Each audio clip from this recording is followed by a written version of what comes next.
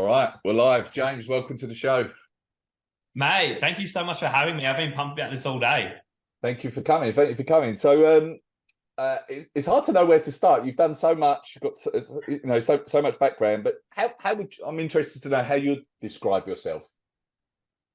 Well, I think if I had to describe myself in any way, I'm pretty much just hell bent on doing hard things, having a good time, experiencing new stuff, and there's nothing off limits to me. Like I'm prepared to have a crack at everything. I feel like the older I get, the more and more I feel compelled to experience as much as I possibly can from as many different uh, facets of life as I possibly can. And a lot of them revert back to doing hard exercise. Usually that's where I wind up. So it's kind of what fascinates me, but it not just about that, but I'm just, I guess, experience seeker. If I had to give it a thing, experience seeker. I just want to try all the things, good, bad, or in between, just for, memory banking, taking some lessons away. And hopefully when my days come to an end, I can look back and say I had a pretty, exciting and fulfilling life that gave me a bunch of opportunities to try heaps of cool things, and hopefully I had a good time doing it. Okay, all right, sweet. So I mean, sports wise, you have done a lot. You've been to the CrossFit Games 4 times, finished 5th in 2019. You've done some Ironman races. Is it right that you did an Ironman 5 weeks after breaking your back? Yeah, that happened. Yeah, honestly, like if you had to break your back, I probably did it the best way possible. So I didn't actually have any like displaced vertebrae. It was basically the shark fins on the back, the spinal processes that I clipped off in a mountain biking accident. Yeah, it was 5 weeks out. We opted to do a mountain bike ride instead of a road ride, just for our Saturday morning training, and then yeah, just went a little too fast on the last run and came off the over the handlebars and hit a tree, and kind of just a branch, actually, like a protruding branch, got me right in the back, right in the middle of my spine, and punctured my lung, broke a few ribs, and then yeah, got me on the shark fins and Wow. clipped it off. So yeah, I had to make a pretty decent recovery to try and make it to the Ironman. Yeah. Wow. Okay. And you're probably like one of the more like hybrid CrossFitters, I think it's probably fair to say, in terms of like doing an Ironman, and that's probably relevant for like a lot of our audience is HYROX competitors, where there's a large running element, like more so than your typical CrossFitter would do. How do you think about that at all in terms of like it not necessarily being optimal for one sport? Does that concern you, or are you just more like about the experience? Yeah. Yeah, that's a good question. I actually get this question quite a fair bit, and I think that's probably going down the lines of doing the Ironmans whilst I was still competing with CrossFit. And the idea back in the day when I first started was all in on CrossFit. I didn't venture too far from the sport itself, although I did allow myself to still play touch football in the summer season. But the idea was to get as good at CrossFit as I possibly could. And you don't want to lose focus and direct energy and time towards things that aren't going to help you qualify for the CrossFit Games or then do well at the CrossFit Games. So going out and doing 6-hour bike rides was not it's not gonna help me more than say going into the gym and doing some squat cleans or doing some handstand walking would help me. So yes, it does detract from the goal. But if your goal is to solely go to the CrossFit Games, yeah, you would do some different stuff. But for me, at that point in time, I'd already been to the CrossFit Games 4 times, and I felt like, I was very satisfied with my 5th place finish in 2019. So much so that I took the weight off my shoulders to, be stuck in the gym for 6 hours a day, rather get myself outside, doing some other things that I do enjoy, like trying new sports, which has always been a passion of mine, which is something that I've actually thought about a lot, especially with the youngsters coming through the ranks now. They're growing up with CrossFit as their staple sport of choice from ages 7, 8, 9, and 10. I wonder how good they're going to be at, throwing and catching and kicking and all those types of things that you may not get inside a CrossFit gym. Not to say that they won't be playing sports, but if it's your thing, you may not get as much exposure. But for me, growing up, it was, I try and get to the beach and do surf lifesaving. I'd get out to the athletics track and do track and field. I'd play soccer when I could. I'd play footy when I could, volleyball. I'd surf as much as I could. I'd skateboard as much as I could. I rode BMX. It was all about getting outside and having fun on different implements. So that was kind of ingrained into me. And I played decent grade rugby league for like 10 years as well. So it was, for me, I always had a passion for playing sport and getting involved in teams as well. So reverting back to doing that and exposing myself in that area was something that I couldn't let go. And I just decided, it got to the point where I was like, you know what, if I qualify for the games again, doing what I'm doing, trying new sports, great. If I don't, no problem. At least, I can say that I've been there, say that I've done it, and now I can kind of expose myself to other stuff and then dabble in CrossFit, which is kind of still what I do these days. Like I do the classes. I don't do any extra auxiliary training for CrossFit. I just do wake up to the 5:30 a.m. class until 6:30 in the morning. That's all I do. And if I qualify, great. If I don't, no problem. There's plenty of other stuff that I can sink my teeth into. Yeah. I thought, like you saying about that history of sport and different types of sport and playing, like I talked to a lot of the elites in HYROX, and training wise and everything, they do a lot differently. But one commonality that I see is that historically, they've always just played a lot of sport in their life. It's not always been HYROX, obviously. It's not always just been CrossFit or running. It's just been a broad range of sports. And it's becoming more clear to me that that's like more important, like years and years of consistent activity, if you like. Yeah. I think that plays such a crucial role in developing your mind to be a fierce competitor. I feel like dabbling in different sports, you get to experience the way that people approach workouts, competitions. How you do it in a team environment as well. You just start to expose yourself to multiple areas of then how you can then apply yourself into the chosen sport that you then, grow and like a deep-seated love for. And I think if you have more experience, you can then approach all these situations that you may come in contact with in a slightly different, through a slightly different lens, and look at it from a slightly different lens.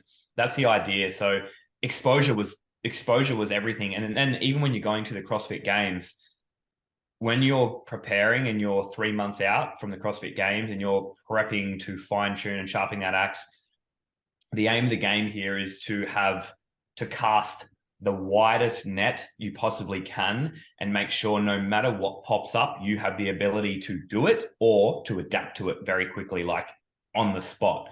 The idea is to make sure you can get upside down on your hands. You can swim 3Ks, you can run 21Ks, you can deadlift, 250 odd kilos. You can do all these things. And then if you get given something a little bit different, like you might have to jump up, go onto your hands, walk up a ramp, and then go onto parallettes and walk across parallettes on your hands. But if you've done something like that many times before, not maybe quite that movement, but something like it, you can adapt and make it work on the fly. And so growing up with lots of sports, you learn how to be agile, you learn how to react to your environment, you learn how to do all these different things. So adaptation is key, especially not knowing what you're getting. When you go to a CrossFit event, half the time you don't even know what you're doing. So you just want to be fit, strong, fast, adaptable, and you want to be in a good mood. Like the idea here is to make sure I'd rather go into competition 10% less fit, but in a fantastic mood. I'll do so much better, guaranteed. I guess I'm probably the type of athlete that will, if I'm not quite as fit or I haven't been able to dedicate as much time or I haven't wanted to dedicate as much time to increasing my VO2 and my top line strength and my power and, my muscle stamina, I will typically rise to the occasion given a good crowd, and also given a good mood. So if I can go there in a lighthearted manner, I'd beat 10% fitter James any day of the week for sure. Yeah. One of the questions we've had come in is something like training for CrossFit, especially the games and Ironman. There's a lot of volume in that. How do you manage that volume in terms of like avoiding overtraining, like recovering for the next session, avoiding fatigue? Can you talk about that a bit? Absolutely. So recovery's always been one of the biggest key factors of my structure in training. When I dedicated, every waking hour to qualifying for the CrossFit Games, recovery was a huge thing.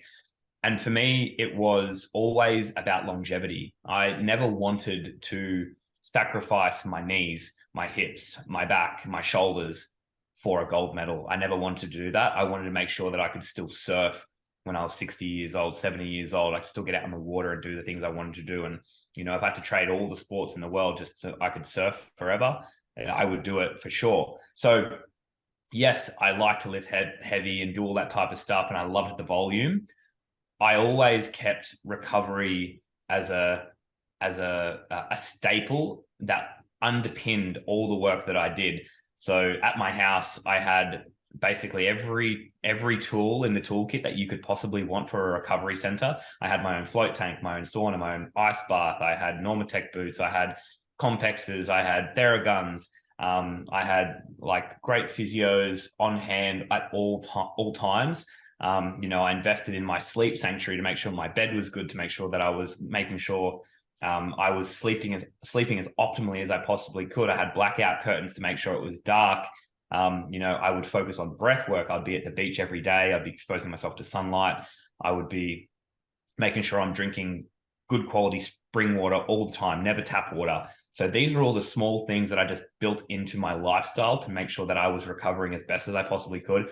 If I was going to put myself through the ringer in training, I then had to match it with the opposite of, that sympathetic nervous system. I had to match it with as much parasympathetic as I possibly could. So I did take the downtime to, just connect with earth and walk barefoot on proper ground every day. I made sure I allowed time for some yin yoga practice. And for me, balancing the volume was tricky in the first few years, but luckily I got the opportunity to balance that whilst I was early 20s, because maybe if I had tried to do some of that balancing act, say mid to late 30s or early 40s, and then I may have broken myself during the process, because there were a couple of times there I got pretty close to I probably did hit burnout a couple of times, but I don't think it was just burnout due to sheer volume of training. I don't think I ever put myself in a position, whilst the training volume was high and probably much higher than a lot, I never put myself in a position where I felt burned so bad because of the volume of training. It was more so the workload between business, relationship, and then trying to get to the CrossFit Games. That was what was churning. It was my brain, if anything. My brain was copping a beating rather than my body so much. But to get back to your question in terms of volume, trying to qualify for the CrossFit Games and also do some Ironman, when I was prepping for the Ironman, up until that last 5 weeks of my first long course Ironman, I recently did one in December just gone, but I didn't put a lot of training time volume, or should I say, into that. A little bit less than the first time, but still, if someone who was prepping for an Ironman looked at it, they'd be like, it's not enough training. But in saying that, I just feel comfortable doing it that way. So in 2019, leading up to the Bustleton Ironman in December, we got 5 weeks out. But prior to that 5 weeks, I was roughly doing, I would say, 10 hours of CrossFit a week, and then maybe 7 hours of triathlon training. So 7 hours of technically zone 2 work, or 6 hours of zone 2. And I raced one crit a week, which was a 45-minute crit workout, like crit bike race. And I just joined in the local crit criterium that was on 5 minutes from my house. So I was doing 7 hours of triathlon volume on an average week, but probably my biggest week was maybe 10 to 12 hours. And that was just in, like, if someone said, hey, let's do a 5-hour bike ride Saturday, I'd be like, oh, okay, let's go do that. But if I was doing it by myself, it'd be a 2-hour burn, and that's all it would be. And that would be my biggest bike ride of the week. So I might, for instance, hit in any given week, I would train, a couple of hours of CrossFit, 5 days a week, 5 to 6 days a week.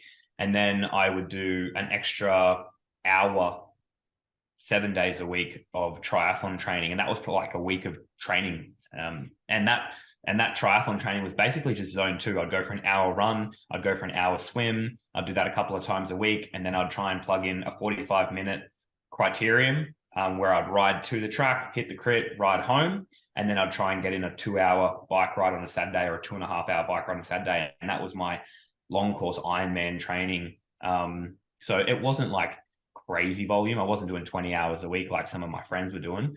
But I was doing some CrossFit at the same time.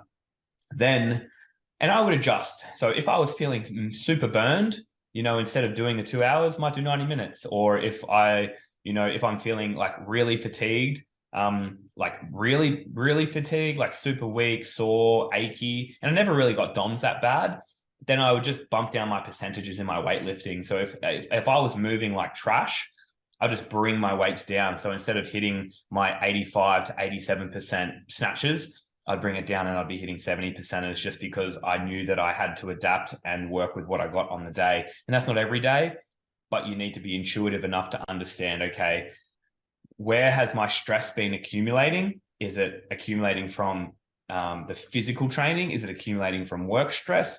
Is it accumulating from other bits and pieces in, day-to-day life? And no matter where it's coming from, if your bucket's filling up with stress, it's filling up regardless of where it's coming from. So just being intuitive enough to understand where it's at. And then, okay, what can I do now to take the stress out of the bucket? Decrease training volume, decrease intensity, cancel a couple of appointments later in the week so you're less stressed about those, whatever they may be. And I got good at doing that. Over the course of 12 years of competing in high-level sport, I got good at understanding where I was at. So they were the type, maybe have an extra float, take a time out and not do something that was really sympathetic, and go jump in the float tank and just zen out for a bit. I guess being able to turn your hand to something like an Ironman without crazy volume as well, it's a result of a lifetime of activity and sport. You're not just suddenly able to do an Ironman in whatever 5 weeks or however long it was. It's 20 years, Yeah, that's it. That's exactly right. And leading into the Ironman, so when I came off the mountain bike and hurt my back, I was like, okay, cool. Well, I'm going to do the Ironman. That's like, because I had convinced 12 other people to come do it with me. So there's no way I was missing out. So I decided if I can't actually go out and train, I'm going to spend all this time putting all of these fantastic recovery, parasympathetic, healing, harmonizing protocols into play. I'm going to sauna twice a day. I'll get heat exposure. I'll do cold. I'll get in sunlight. I'll get in the ocean. I'll do some breath work. I'll do some meditation. I'll, envisage my spine getting my bones healing properly, my punctured lung expanding back to where it needed to be. I just did all the things that you could possibly think of, regardless of whether they, have any tangible working results. I gave it a go, made sure I was doing all the things, sleeping a bit extra. And I was back, or basically did everything that the doctors and I'm not recommending this by any means, but they said, sit in bed, don't do anything. You're going to be out of action for 4 weeks. As soon as I got out of hospital 5 days later, I was literally sitting on the indoor trainer, ticking my legs over on the bike again. And I think the movement, and it was no more than a 3 out of 10 pain, but the movement, the blood flow, the oxygen to the system helped so much. Like I would say the movement was one of the key things that helped me get going again, over and above all the other cool, 1%ers, like, getting in the ocean and getting sunlight and doing all those things that do add to that recovery aspect.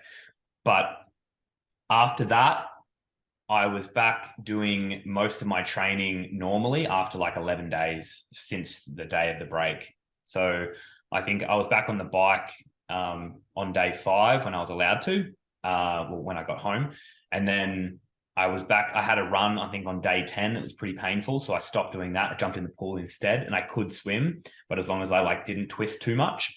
And then I think on day 12, I went for an hour run, and it was quite fine, but I had to be really light on my feet. And then I went back for 15-day scans, and they said, man, this looks great. Like the breaks on your ribs look fantastic. Your spinal processes are back where they need to be. Whatever you're doing, keep doing it. You're good to go. And the lungs look great too. And I felt good at that point in time. And I think the very next day I did a 70.3 race sim on day 16, and that felt fine as well. So I was like, oh, I'm good to go. If I can do a 70.3 with no pain, I can definitely do the Ironman in another, 4 weeks from now or 3 weeks from now. So that was kind of what kicked it into gear. But leading into that, I stopped doing any weightlifting because I was focusing on recovery so much. It'd be just aerobic zone 2 work and recovery. So there was no lifting of any weights in that last 5-week period. No CrossFit, I guess. Okay, cool. If we shift and talk a little bit about HYROX, you're going to do the Sydney event, is that right, in August? Yeah, that's it. So Sydney, August 12th, we're on. Okay, all right. So I appreciate this is a bit of an open-ended question, but what's your perception of HYROX? I'm interested to know. Yeah, so my perception, like I think it's a very exciting race. I think it's a fun race that is close quarters, unlike a fun run where you're doing, say, a 10 to 15K run on open roads with just, maybe some spectators on the side. This is close quarters, like a CrossFit competition, but you're also doing, 8Ks running. It's nothing to, turn a blind eye to. So I think it's an exciting competition that is very much, it reminds me of a hardcore CrossFit chipper workout, if I had to give it anything. But very aerobic, high threshold. Well, not very aerobic. It actually shifts. As far as I've gone with a HYROX training session so far and I started doing a little bit of extra running last week because I haven't run in about a month. So I started my first 2 runs last week. They were about 10Ks. They felt great, but then I did 3 rounds of a 1K run into some burpee broad jumps, 1K run into some wall balls, 1K run into some lunges. Well, I was cooked. Like I was cooked. And I was like, wow, okay, cool. I'm going to have to really spend some time getting adjusted to this. And luckily enough, I don't have to spend 6 months adjusting. I can kind of have a handful of sessions and then feel adjusted and just figure out paces mainly. It's usually, I think the biggest mistake that most people make is the pacing aspect of this. And it's like, okay, this is an intense, high threshold, like glycolytic workout. You're going to be churning carbs. You're going to be using muscle stamina, especially in those workouts. It is intense. Your heart rate is basically maxing for the better part of 60 minutes or more. So I think it's going to be very painful. It's going to be very painful, but I think this requires, if you would like to do very, very well, it would require a proper program, a structured program, and making sure you're exposing yourself to that type of training. It reminds me of a brick session. It reminds me of like a classic CrossFit style brick session for triathlon, which is basically what I did leading up to the Ironman. We'll do a session very much like a HYROX session every Wednesday night, just as instead of just biking into run, we would do lunges into run and thrusters into run and wall balls into run. And that's how I liked to do it. So this kind of reminds me a bit of that. Okay. I should say, I mean, like if you had to design someone with their background that could be perfect for it, it's, a combination of CrossFit and able to run and done an Ironman and everything like that. You on the face of it, you seem perfect for it. So yeah, well, I think that's why I'm so intrigued with it. I'm intrigued because number one, I've never done it before. Number two, it sounds very hard. So there are 2 things ticked straight off the list that I'm just like, oh yeah, I could get around that. Probably the thing that I would really like to do, and this, it depends. Probably like my first exposure to it will be September 12th. August 12th. And if I feel a desire after that day to be like, you know what, that was cool, that was mega fun, I think I, could see myself doing more of these, then what I'd probably do is I'd probably try and follow something a bit more structured instead of just, oh, I might run 10Ks today and see how I feel. And then I might do some lunges. And so I am training for it. Like, don't get me wrong. I am exposing myself to functional fitness on a daily basis and running every other day. So that's what I'm kind of doing at the moment in terms of training. I'm doing a CrossFit session on one day. The next day I'll do a run. Next day I'll do a CrossFit session. Next day I'll do a run. And I 100% know that it could be done better for sure. I probably could have a very structured program, make it very precise. But my bandwidth at the moment, just with work and business, I just, I have to work it into my lifestyle now rather than work around my sport. I'm working sport around my work, if that makes sense these days. Yeah. And then if I do love it, like if I get there and it's like, oh, I need to do more of these, then I think I'll ramp up some Ks into the legs a lot more, and then get very, very specific with how I train for the next one. Do you have a time in mind that you want to do it in, or just not sure? Well, I've heard of some times getting put up on the board, and I think cracking 60 minutes will be a very good achievement for me. I think if I was to crack 60 minutes, I would be over the moon with. I'm thinking if I might be biting off too much, and then maybe between that 60 and 65 minutes might be more like realistic. 60 to 65 minutes potentially. I'm guessing the guys that are running, and I don't know the exact times, the guys that are probably hitting the sub 60 are probably running 4-minute Ks roughly, and then maybe just under that, probably just under that for sub 60. Yeah, okay, cool. So that's probably pretty tough. I think I could do it without the work in between, but I think, yeah, if I had to be, in all honesty, if I had to really pin it down, it'd be a bit slower than that. So maybe between 60 and 65 minutes, probably where I'm at. But then it also depends on how fast I get through those little workouts in between. So yeah, somewhere around there. If I was to say anywhere from 60 to 65 minutes, probably where I think I would probably range. And then I would say that if I wanted to get more specific with it, I don't see why I couldn't be, in the mid 50s. Okay. This question, it might be a bit early for you to be able to answer this, but what do you think HYROX has to do to help attract top level athletes such as yourself to the sport? Is it prize money? Is it just time and growth? Do you have an opinion on that? Yeah, absolutely. And this is just coming from growing up from early days CrossFit. It's time, it's cementing themselves as a sport. It's time exposing themselves to an audience. It's probably just as much building a community within the sport that are very, HYROX centric. So I think if anything, if they want to attract people to the sport, number one, before prize money gets involved and before any of that type of stuff and, the sponsorships and things, I think it's building a community. I think if they can do that well, then you allow yourself and open up the doors to, put good prize money on the table. And once it's a vibe, then put the prize money on the table and people will come.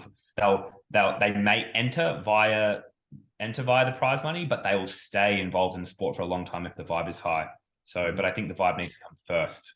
And then, chuck some things on the board, and then that will attract people to dabble and, change up their sport. And if people, get into CrossFit and they're very aerobic and they do really well at that stuff, and they're not great at Olympic lifting, they may just transition into something like HYROX and just, I'm going to go balls out on this and have a crack. But I just think it also takes time too. It takes time to cement it as a sport. And I think what's happening at the moment, now it's coming out to Australia and we're getting our first event in Sydney. And then later in the month, we're getting our next event in Melbourne. I think that's great exposure. And the cool thing about it is anyone can have a crack at this event, have a good time. They can do it in a relay. They have the ability to take it at their own pace. That is the cool thing. It's inclusive. And 9 times out of 10, probably more, the sport itself, bringing people in to do fitness, you're only attracting a crowd of people that are basically like-minded people, and that will generate a vibe anyway. Yeah.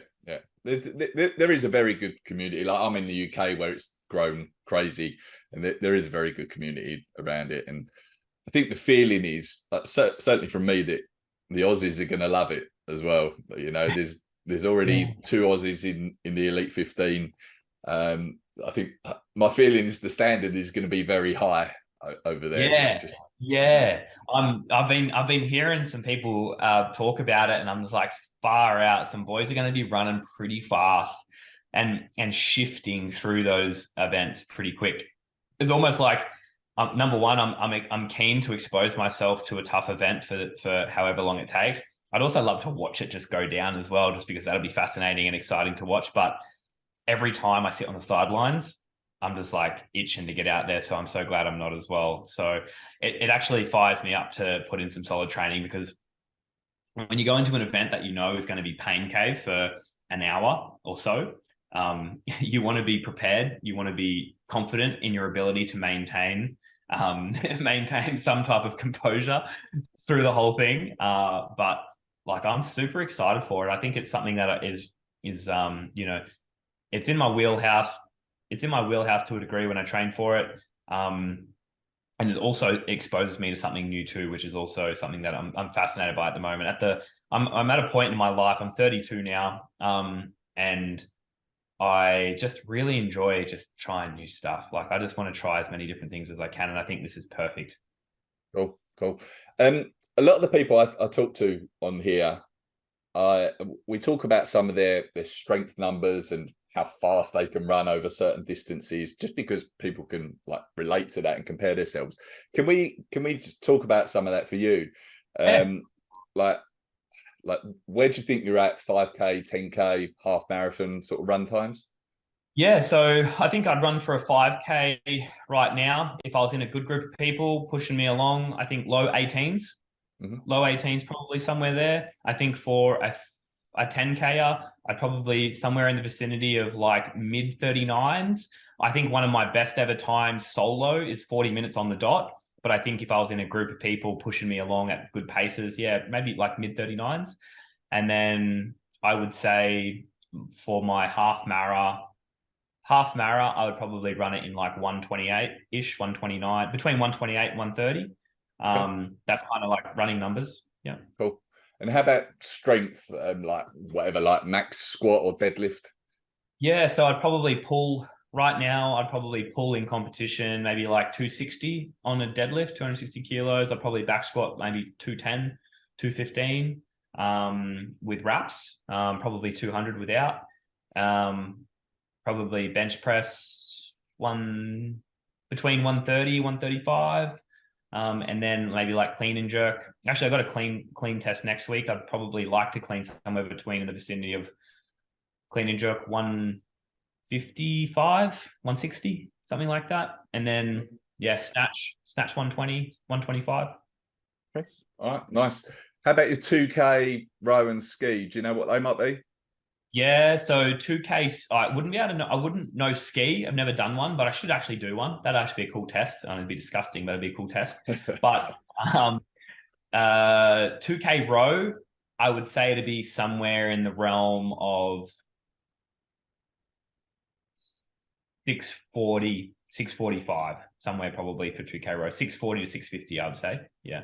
Okay. All right, cool. All right. Couple of other questions that came in. One is well, I talk to a lot of people about the mindset and where their mind goes in the depths of a race when the going gets tough. What do you think about? Do you try and think happy thoughts or Yeah, it's funny you say that, because I do get asked this question quite a lot. It's like, what do you think about when things are getting like real rough? And the one thing that I always revert back to when things are really bad and things are like excruciatingly painful, and there's just build up of lactate just in your system, and it's hard to breathe and everything feels like everything's coming to an end, is breath. Always revert back to breath. I think about controlling my breathing, and I control my breathing with my movement flow. So if I'm going through wall balls and I'm under the pump and it is hard and heavy and things are starting to deteriorate and my contraction is starting to buckle under me, I always revert back to clean movement, what I practiced, smooth like this, breathe on the timing for every throw. And that's all I do, breathe with the timing for the throw each time. And I kind of try and get into like almost what are they called? It's not a pendulum. It's just a flow of movement on the same time frame. So breathe with it every time. So I always revert back to breath. Breath controls my speed. And if I'm under control of my breath, my speed will maintain as best as I possibly can. And that's just allowing me to continue on at my maximal capacity without getting to the point where I have to stop or have to slow down. So it's always reverting back to breath. When you look at the bigger picture of us operating as humans in general, the one thing that we need to sustain life next is breath. Over and above food, over and above water, over and above connection, over and above everything else, the one next thing we need is breath. And if that is out of control, that is the first thing we need to think about, getting it back in control. And if we're not in control when we're working out, we're out of control, we're not giving ourselves the best opportunity to do well. So it's always, everything starts to get pushed away from you. All your thoughts around energy, your thoughts around how you're feeling, the thoughts around everything. And as it gets harder and harder and harder, it comes back to this one thing, which is breath. I need my breath to continue to work. So that's what I think about. Nice. And another maybe kind of mindset question. I know you've spent time training with Tia Claire Toomey, one of the best athletes ever, really. Yeah. How would you see, like, if you look at yourself and Tia, are there certain aspects that you think separate you and her from other very, very talented athletes that maybe don't quite reach those levels? Yeah, I definitely do. I think there needs to be, and this is just one aspect of probably a dozen or half a dozen things that I could think of if I spent some hardcore time thinking about it. But one thing is, we're both very much fascinated by progression and fascinated by increasing our performance capacity, but not to the detriment where it starts to take over and you start to overanalyze things. There's a point in time where you've asked as many questions as you need to ask, and discerning when that is and getting to work next is a thing where I think a lot of people fail. Some people will ask the right questions and then get to the point and get to work and make it happen and make a change. And then some people will spend the next 12 months asking questions and still have done no work. That is probably one of the biggest things that I see so much is like, okay, cool. You've asked enough questions. Now put it into play. And if you want it to work, get to work and do it in almost silence. Do it because you want to do it. Have the right reason set behind, the dream or the goal. And then it's just like, I'm going to work on this thing day in, day out and be relentless towards the task. And Tia is one of the most relentless hard workers I've ever seen. She would do very well in a HYROX setting, 100%. She'll honestly, in terms of running capacity and ability, she's insane, like insane. And yeah, I haven't seen a harder worker ever in my life. Yeah, she's on another level for sure. And she understands when you just got to put your head down and you got to get to work. And yeah, you just have to put yourself in a situation where, give yourself the right environment to train in, give yourself the right people to hang around to train with, get yourself good training partners, and understand that you got to trust the process. And luckily she and Shane have a fantastic process that they, wholly and solely back. But yeah, she knows when to get to work, and she's not rattled by anything. She could have a bad snatching day and, be missing her percentages. And then the next thing you know, we're into a workout and she's, that would play with someone's mind, and that, they will just throw the next workout away. That actually fires her up and she goes even harder to try and prove a point. Whereas people break at that point. When you're missing your percentages 3 weeks out of the CrossFit Games and you're feeling buckled and you're tired, you're neurally fatigued, you're hitting 80% of your max and you're struggling with it. You're just like, what is wrong with me? To then finish it off, not feel good about it, and to go into a hard workout post that and still throw down really hard. She's got some mental fortitude there. She's very